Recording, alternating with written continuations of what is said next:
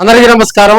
ఎర్రగొండపాలెం నియోజకవర్గం వైసీపీ అడ్డా 14లో, 2019లో, 2024లో ఈ 3 సార్లు ఎర్రగొండపాలెం నియోజకవర్గంలో వైసీపీయే విజయ డంకా మోగించినటువంటి పరిస్థితులు. ఇక్కడ అంతలా వైసీపీ గెలుపొందటానికి కారణాలేంది? తెలుగుదేశం పార్టీలో ఉన్నటువంటి లొకలొకలే వైసీపీని గెలిపిస్తున్నాయా?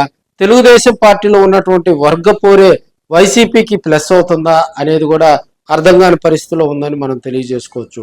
2014లో తొలిసారిగా కూడా వైసీపీ అక్కడ ఖాతా తెరవటం జరిగింది. డేవిడ్ రాజు గారు 2014 ఎన్నికల్లో కూడా మరి ఆయన తొలిసారి ఎర్రగొండపాలెం పశ్చిమ ప్రాంతం వైపు రావటం జరిగింది. ఆయన సక్సెస్ అందుకున్నారు. తొలిసారి ఆయన ఎర్రగొండపాలెం వైసీపీ తరఫున ఎమ్మెల్యేగా గెలుపొందడం జరిగింది.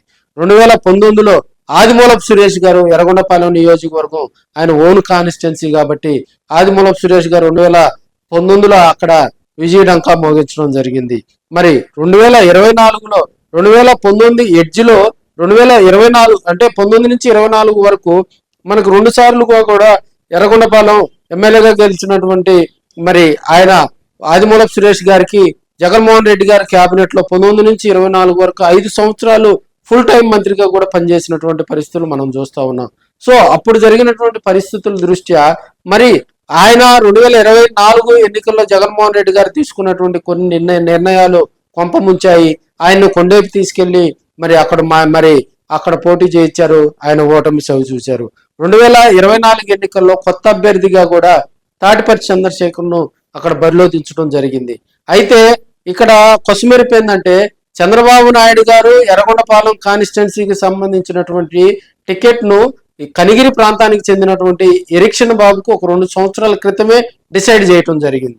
2 సంవత్సరాల నుంచి ఆయన క్యాడర్ తోటి మమేకం అయ్యారు. తెలుగుదేశం పార్టీలో ఉన్నటువంటి లోకలన్నీ పరిష్కరించుకున్నారు. మరి ఎన్నికలు సమీపిస్తున్న వేళ కూడా ప్రచారంలో కొంత దూకుడు పెంచారు. రాజకీయంగా కూడా ఈసారి ఎర్రగొండపాలెంలో ఖాతా తెరుస్తుంది అని అందరూ ఆశపడ్డారు. అప్పుడు ఉన్నటువంటి పరిస్థితిలో తెలుగుదేశం పార్టీలో ఉన్నటువంటి ఒక వర్గంతో ఆయన ప్రత్యేకించి కూడా ఆ వర్గాన్ని మమేకం చేసుకున్నారు. తన బిడ్డలతోటి కలిసి కూడా మరి ఎన్నికల్లో ప్రచారం నిర్వహించారు. అవతల వర్గంగా చెప్పుకునేటువంటి డాక్టర్ మన్నే రవీంద్ర గారు కూడా 2024 ఎన్నికల్లో మరి ఎరిక్షన్ బాబుకు ప్రచారంలో కూడా మరి తోడుగా ఉండి ప్రచారం చేసినటువంటి పరిస్థితి అప్పుడు జరిగినటువంటి. ఎందుకంటే 19-14లో చూసినట్లయితే అప్పుడు అంత సఖ్యత లేదు. 24 ఎన్నికల్లో చూసినట్లయితే అటు ఎరిక్షన్ బాబు ఇటు మన్నే రవీంద్ర వారు ఇరువురు కూడా కలిశారు. తాటిపర్తి చంద్రశేఖర్కు కొంత ఓటమి వస్తుంది, ఆయన కొత్త వ్యక్తి అని అందరూ కూడా మరి అక్కడ చర్చించుకున్నటువంటి పరిస్థితి.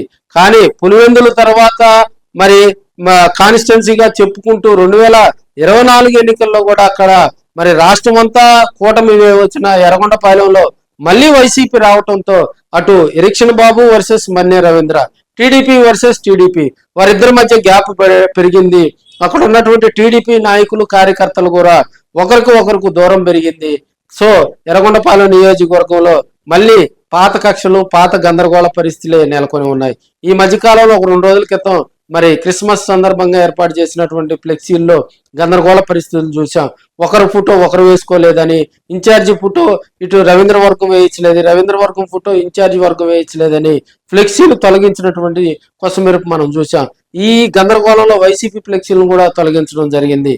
మరి ఎరిక్షన్ బాబుకు వ్యతిరేకంగా కూడా మన్నే రవీంద్ర టీం ఆధ్వర్యంలో మరి ఎర్రగొండపాలెంలో ఇన్ఛార్జిగా ఆయన తొలగించాలని నిరసన ప్రదర్శన చేయటం, ఆయన 2024 ఎన్నికల తర్వాత ఓటమి చవి చూసిన తర్వాత కూడా ఆయన తొలగించాలని మరి మనకున్నటువంటి మరి కేంద్ర పార్టీ తెలుగుదేశం పార్టీ కేంద్ర పార్టీ కార్యాలయానికి కూడా అనేక సార్లు నివేదించినటువంటి పరిస్థితులు.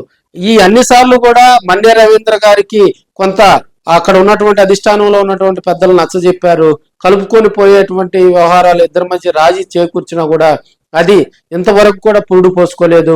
మళ్ళీ పాత మరి భేదాలే మళ్ళీ రాజ్యం వెళ్తా ఉన్నాయి. అటు తెలుగుదేశం పార్టీలో ఉన్నటువంటి సీనియర్ లీడర్ డాక్టర్ మన్నే రవీంద్ర, ఇన్ఛార్జ్ ఎరిక్షన్ బాబు మధ్య కొంత గ్యాప్ పెరుగుతూ ఉండటంతో అది అక్కడ లోకల్ గా ఉన్నటువంటి వైసీపీ ఎమ్మెల్యేకి కొంత ప్లస్ అవుతుందని రాజకీయ వర్గాల్లో చర్చ నడుస్తూ ఉంది. మరి వారిద్దరు కలిస్తేనే రాజకీయంగా రాబోయే ఎలక్షన్లో మరి వర్గ విభేదాలు తెలుగుదేశం పార్టీ నాయకులు కార్యకర్తలు కూర్చొని మాట్లాడుకుంటే ఆ సమస్య పరిష్కారం అవుతుంది. సో దాన్ని వదిలేసి మరి వారు ఉద్వేగభరితమైనటువంటి ప్రసంగాలకు వెళ్ళటం, ఉద్యోగభరితమైనటువంటి చర్యలకు పూనుకోవటం, దాని దేశపోయి మళ్ళీ టీడీపీ కేంద్ర కార్యాలయంలో పంచాయతీలు చేయటం, లోకల్ గా ఉన్నటువంటి కార్యకర్తలు కొంత ఎమోషనల్ గా గురి అవటంతో అటు మన్య రవీంద్ర ఇటు ఎరిక్షన్ బాబు మధ్య గ్యాప్ మరింత పెరుగుతుందని, కానీ గ్యాప్ తగ్గి వారిద్దరి మధ్య రాజీ గనక చేకూరిస్తే అది రాబోయే రోజుల్లో వైసీపీకి కొంత మైనస్ అవుతుంది. మరి ఈ సందర్భంలో కూడా అక్కడ లోకల్ గా ఉన్నటువంటి ఎమ్మెల్యే తాడిపర్తి చంద్రశేఖర్ మరి దీన్ని ఆసరాగా చేసుకొని తెలుగుదేశం పార్టీపై ఘాటైన విమర్శలు చేస్తున్నటువంటి పరిస్థితులు చూస్తా ఉన్నాం. ఆయన మాటలకు చెక్కు పెట్టాలంటే ఇలాంటి ఇద్దరు లీడర్లు కలిస్తేనే రాజకీయంగా ఎర్రగొండపాలెంలో కొంత మరి తెలుగుదేశం పార్టీ కూటమికి బలం అవుతుందని వారు చర్చిస్తా ఉన్నారు. ఇప్పటికైనా కూడా ఇద్దరు నేతలు కలుస్తారా, ఎడమొహం పెడమొహంగా ఉంటూ మళ్ళీ వైసీపీకి అక్కడ ఉన్నటువంటి మళ్ళీ సీటును కోల్పోయేలా చేస్తారా? రాబోయే రోజుల్లో అధిష్టానంలో ఉన్నటువంటి పెద్దలు త్వరలో వారిద్దరిని కూడా పిలిపించి మరి ఆ సమస్యను పరిష్కరించే పనిలో కూడా నిమగ్నమైనట్టు తెలుస్తుంది.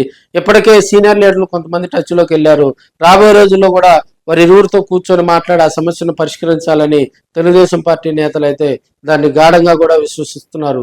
చూద్దాం మరి.